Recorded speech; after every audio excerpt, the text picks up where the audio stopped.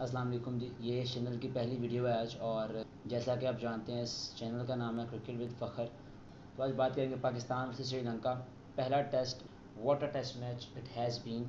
शुरू से आएंगे तो सबसे पहले टीम सिलेक्शन की बात करते हैं। टीम सिलेक्शन में पाकिस्तान ने आई थिंक गलतियाँ की, और आगा सलमान और नसीम शाह का बनता नहीं था, और बाद में ये चीज़ नज़र भी आई। उसकी वजह ये है कि जब आपने किसी का डेब्यू करवाना होता है ना, तो उस जगह पर डेब्यू करवाते हैं जहाँ पर पॉसिबिलिटी हो कि वो रन्स करेगा, जो कि एक फैक्टर था भी, क्योंकि वो स्पिनर्स को अच्छा खेलता है और लंबी बारियाँ लगाता है माशाल्लाह। लेकिन ये जगह वो थी नहीं, क्योंकि यहाँ पर ऑस्ट्रेलिया भी अभी जलील होकर गया था। सो सिलेक्शन में आई थिंक कि फवाद आलम को हम ड्रॉप नहीं कर सकते, क्योंकि श्रीलंका में स्पिनर्स चलते हैं, और स्पिनर्स में फवाद आलम का जो एवरेज है वो 90 प्लस का है, और स्ट्राइक रेट जो उसके आउट होने का स्ट्राइक रेट है वो 180 है आई गेस। सो स्पिनर्स का तो वो किंग है ना माशाल्लाह।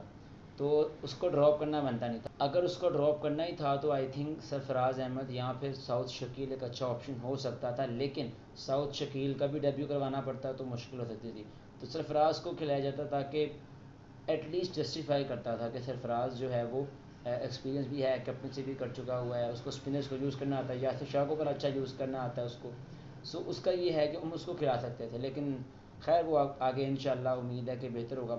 नसीम शाह की भी जो सिलेक्शन थी वो भी जस्टिफाइबल नहीं थी, और बाद में मैच में भी नज़र आई, उस पर हम बात करेंगे अभी। अब शान मसूद के बारे में क्या बात की जाए, बेचारे को अभी तक मौका नहीं मिल रहा, जबकि बहुत डिजर्विंग प्लेयर है और टीम में जगह नहीं बन रही, जो कि सही बात भी है।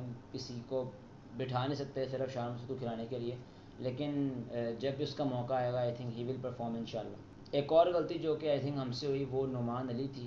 नुमान अली को ड्रॉप करना भी नहीं बनता था। जहाँ पर हम 3 स्पिनर से जा रहे थे, यासिर शाह, नवाज़ और आगा सलमान, वहाँ पर अगर यही 3 स्पिनर्स हमारे पास नवाज़, यासिर शाह और नुमान अली होते तो I think it would have been a wonderful combination.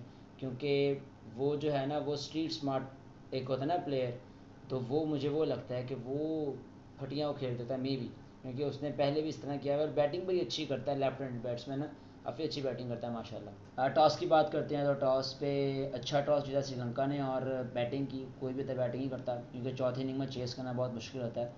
और पहली इनिंग में हमने बहुत गलतियाँ की। पहली इनिंग्स में पाकिस्तान ने 133 पे 8 आउट कर लिए, लेकिन फिर तकरीबन 90 रन्स की पार्टनरशिप लग गई, जो कि हमारे कैप्टनसी का फेलियर नज़र आता है, और बॉलर्स का भी ऑब्वियसली। इस पे हमें काम करने की ज़रूरत है, और यही गलती बाद में श्रीलंका ने भी की जब बाबर आजम ने माशाल्लाह सेंचुरी की। उस पर भी आएंगे। पहली इनिंग में कैप्टनसी का जो फॉल्ट हमें नज़र आया बाबर की तरफ से, कि नवाज़ से जिसने पंजा मारा दूसरी इनिंग में, उससे सिर्फ 6 ओवर करवाए गए, और फास्ट बॉलर्स ने कोई 29 ओवर करवाए हैं 66 में से। सो ये पिच ही नहीं थी। अगर आपको शुरू में 4-6 आउट मिल गया फास्ट बॉलर से तो वहीं पर रुकवा देना चाहिए था, लेकिन बाबर ने कंटिन्यू किया, जो कि बिल्कुल भी अप्रोप्रिएट नहीं था, क्योंकि वो पिच स्पिनर की थी। अब बात करते हैं पाकिस्तान की पहली इनिंग की। बॉलिंग में तो हमने बुरा किया ही किया कि हमने 2 विकेटों में 90 रन खा लिए, और उसके बाद और फास्ट बॉल से ज़्यादा बॉलिंग करा दी। वो अलग बात है कि उन्होंने फिर भी ज़्यादा स्कोर नहीं किया, वो 200 कुछ पे आउट हो गए।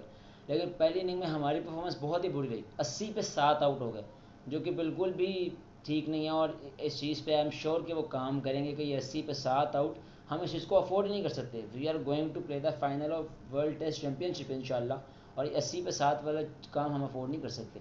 अब सेकंड इनिंग में ज़्यादा बात करने को कोई चीज़ है ही नहीं, क्योंकि बाबर आजम और नसीम शाह के अलावा किसी ने कुछ इतना ख़ास किया ही नहीं, और लोग बाबर आजम की तारीफ़ें कर रहे होंगे, और अनइमेजिनेबल उसने खेली है इनिंग, जो कि है। लेकिन नसीम शाह को यहाँ पर क्रेडिट बनता है कि उसने तकरीबन 9 ओवर खेले हैं, और 9 ओवर खेलना कोई आम बात नहीं है। बाबर का तो काम ही है बैटिंग करना, और वो माशाल्लाह इसमें क्लासी बैट्समैन है। लेकिन नसीम शाह ने जो वहाँ पर शो किया अपना पेशेंस, और बाबर की बात मानते हुए जो उसने किया है, और एंड पे भी बाबर आउट हुआ है, नसीम फिर भी नॉट आउट था, तो उसने जो खेला वो बहुत ही आउट क्लास था। और all credits to Babar Azam and Naseem Shah कि उन्होंने हमें बचाया, और मैन ऑफ द मैच भी इसी चीज़ मिलना चाहिए। यहाँ पर अब्दुल्ला शफीक को, उस पर हम अभी आते हैं।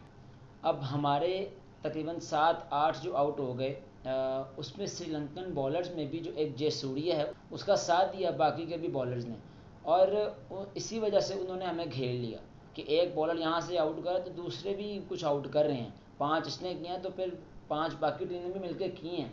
अब बात करते हैं थर्ड इनिंग्स की, जो कि श्रीलंका की दूसरी इनिंग्स थी। अब बाबर को समझ आई, उसकी कैप्टनसी इस बात में इम्प्रूव हुई, और ऐसे ही हम सारे सीखते हैं, इसमें कोई क्रिटिसिज्म नहीं है, लेकिन आहिस्ता आहिस्ता सीखता है इंसान। तो बाबर आजम ने माशाल्लाह 100 ओवर्स में से सिर्फ 26 करवाए ऑलमोस्ट फास्ट बॉलर से, बाकी 74 ओवर सिर्फ और सिर्फ स्पिनर्स ने किए, जिसमें से यासिर शाह और मोहम्मद नवाज़ ने 57 करवाए। यानी कि 2 बॉलर्स, एक ने 28 करवाए और आई थिंक एक ने 29 करवाए।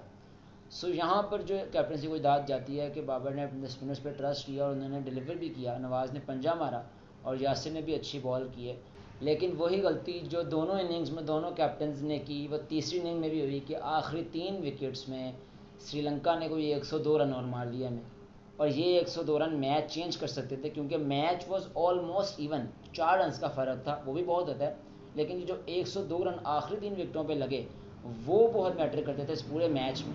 अब बात करते हैं सेकंड इनिंग्स पाकिस्तान की, तो hats off to Abdullah Shafique. और मेरा पहले दिल था कि मैं इसको मिनी बाबर आजम के नाम से बुलाऊं, लेकिन let him create his own reputation, his own name.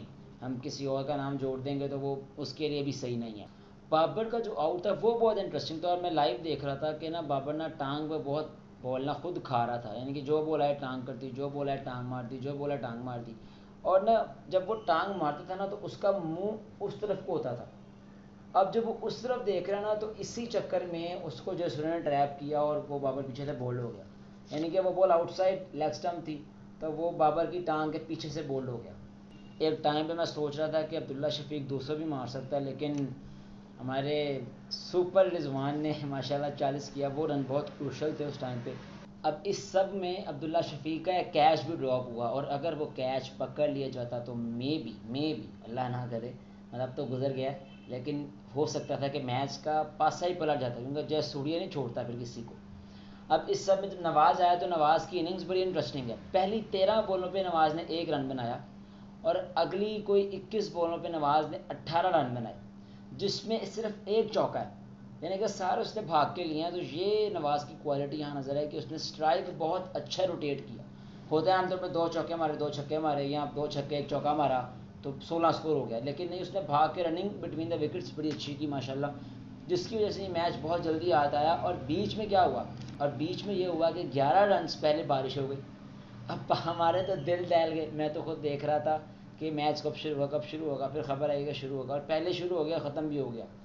तो बीच में जब बारिश आ गई ना, सो वो लगा कि ना अब ये यानी किस्मत का खेल है कि हो सकता है ये रह जाए, और ये अगर मैच रह जाता तो कुछ पता नहीं कि ये आगे जाकर वर्ल्ड टेस्ट चैम्पियनशिप में इफेक्ट करता है, क्योंकि 2019 के वर्ल्ड कप में भी श्रीलंका वाला मैच जो हमें 1-1 पॉइंट मिला था, उसने जाके हमें सेमीफाइनल में निकाल दिया था। वो अलग बात है कि उसमें हमारी गलतियाँ थी, वेस्ट इंडीज से बहुत बुरी तरह हारे, ऑस्ट्रेलिया वाला मैच बहुत गंदा हारे, इंडिया वाला मैच हारे, लेकिन वो श्रीलंका के साथ ही है कि वो बारिश हो गई तो वो फिर, लेकिन अल्लाह का शुक्र हम जीते। अगले मैच के बाद अगले वीडियो में करेंगे। आई होप कि ये पहली वीडियो है, थोड़ी सी नई कोशिश है, आई होप कि ये बेहतर रही होगी पहली ट्राई, और आहिस्ता आहिस्ता इम्प्रूव होगा। अल्लाह हाफ़िज़।